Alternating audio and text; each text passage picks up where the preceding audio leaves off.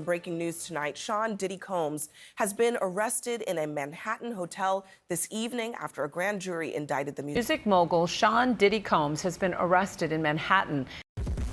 Well, as you heard from the news that was shown previously, that Puffy Sean Combs has been arrested by federal agents in Manhattan and is now indicted under grand jury and is already facing the court to answer to all these allegations. It is reported that on September the 16th, Combs were arrested in New York City after a grand jury voted to indict him on charges racketeering, conspiracy, sex trafficking, and transportation to engage in prostitution.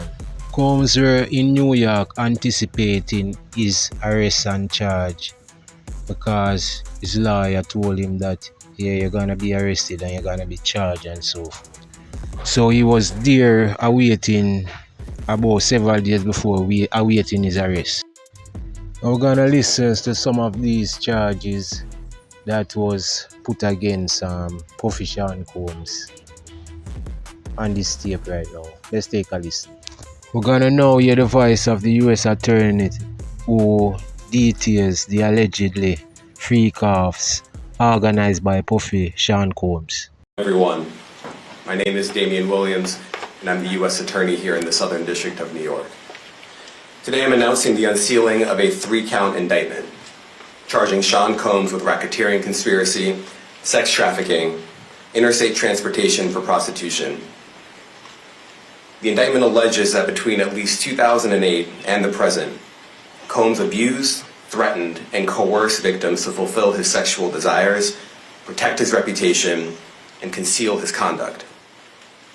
As alleged in the indictment, to carry out this conduct, Sean Combs led and participated in a racketeering conspiracy that used the business empire he controlled to carry out criminal activity, including sex trafficking, forced labor, kidnapping, arson, bribery, and the obstruction of justice.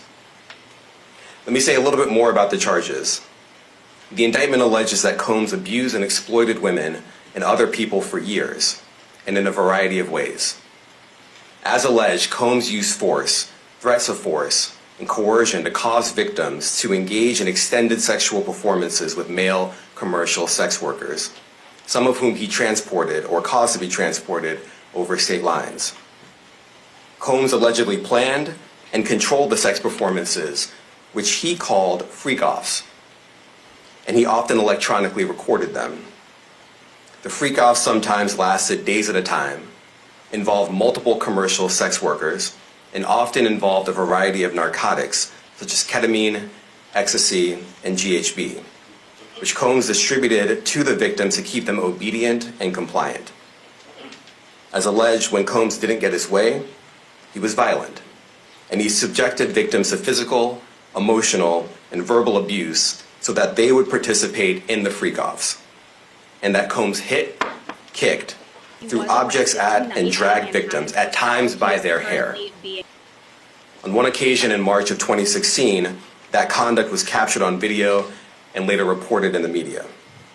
Specifically, Combs kicked, dragged, and threw a vase at a victim in a Los Angeles hotel when the victim was attempting to flee. This investigation against Puffy was going on for a while now, and Puffy even denies some of the charges. He have him with the lady in the room, in the hallway.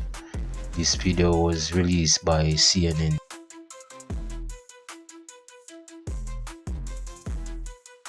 Yeah, he was denying that he ever beat up the woman and them thing there, but CNN released that video recently of him dealing with the woman in the hotel hallway like that.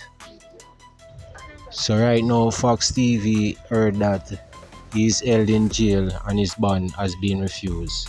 Let's listen to this. In national news, hip-hop mogul Sean Diddy Combs will remain in federal custody in New York This afternoon, during Combs' first appearance in court, a judge denied Combs' bond. Combs is charged with sex trafficking, racketeering, conspiracy, and prostitution transportation.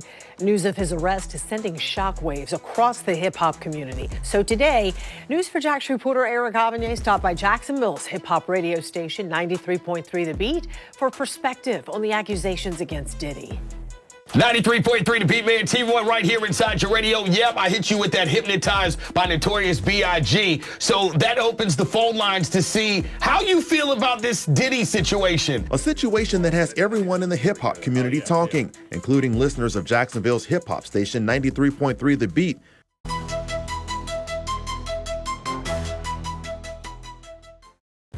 It was May 19, 2024, according to Ventura's complaint, which cited the altercations that had occurred about May 2016.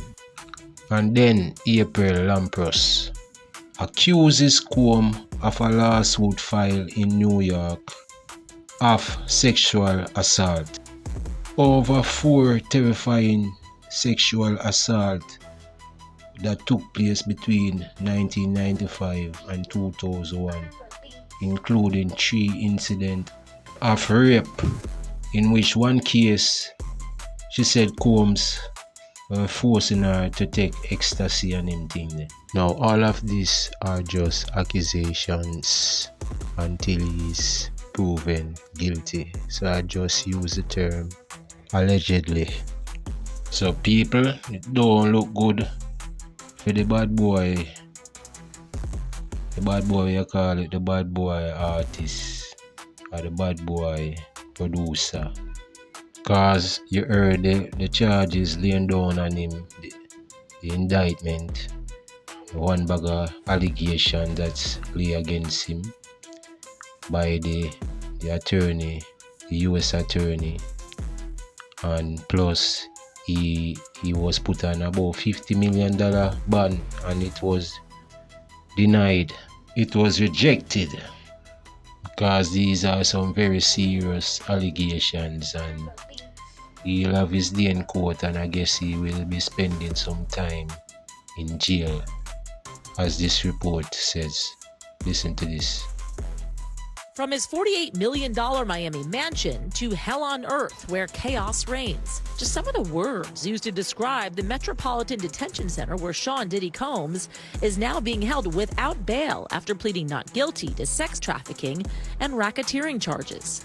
Combs abused, threatened, and coerced victims to fulfill his sexual desires, protect his reputation, and conceal his conduct. He is not the first high-profile inmate to pass through these walls. Ghislaine Maxwell, R. Kelly, Pharma Bro, Martin Shkreli, and crypto fraudster Sam Bankman-Fried, all as they waited for their federal criminal trials, called this jail home.